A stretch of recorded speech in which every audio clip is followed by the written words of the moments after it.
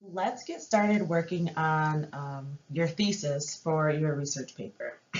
So you are creating an analytical thesis for this assignment. The good thing about an analytical thesis is that it can be one sentence or it can be many sentences. For this essay, I'm asking you to do two things.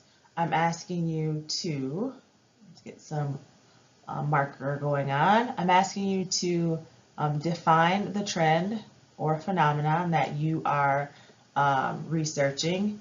And then I want you to kind of talk about the why. So this would be part one. This would be part two. You can do this all in one sentence, or you can do it in two sentences. One sentence where you or a few sentences where you define or explain the trend, and then another sentence where you explain the causes that you're going to be discussing throughout your paper. Here are some examples. The entrepreneurs say the rental economy is part of a growing post-recession movement to value experiences over possessions. Anticipating a new belonging can bring more happiness than actually owning it, studies have shown. And everyone knows how quickly the flow of a new purchase wears off.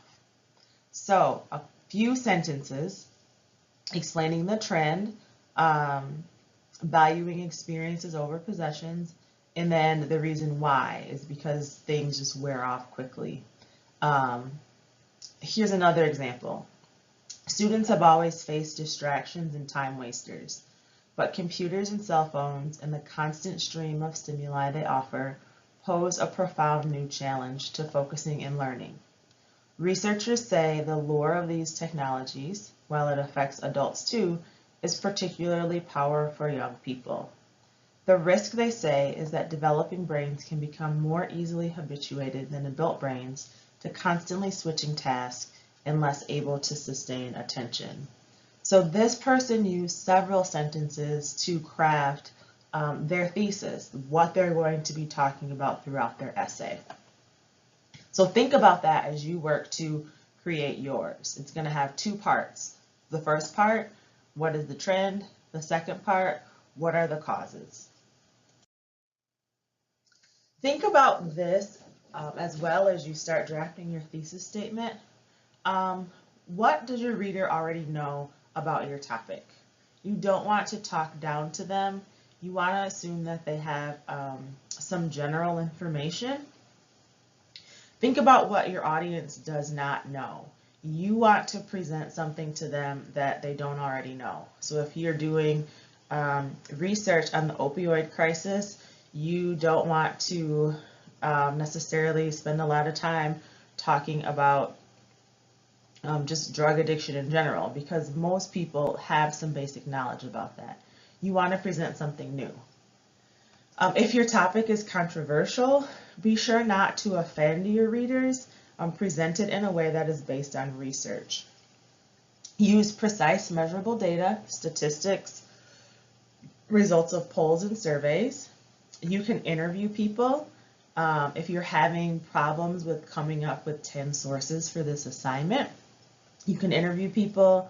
You can consult secondary sources, so things like textbooks, history books, articles.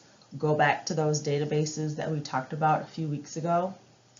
Quote experts on the topic. You want to avoid first person in this essay, and you also want to not directly state your opinion. You want to allow your sources to introduce. The only place that you can use first person, so I, is probably in your introduction. But the rest of the paper you want to not say I, and you want to just let your sources do the work for you. So take some time, draft your thesis statement. Be sure to submit it to get approval. Go back and look at your comments from me to make sure that your thesis statement is approved. I'll give you some tips and feedback, and then we can go from there.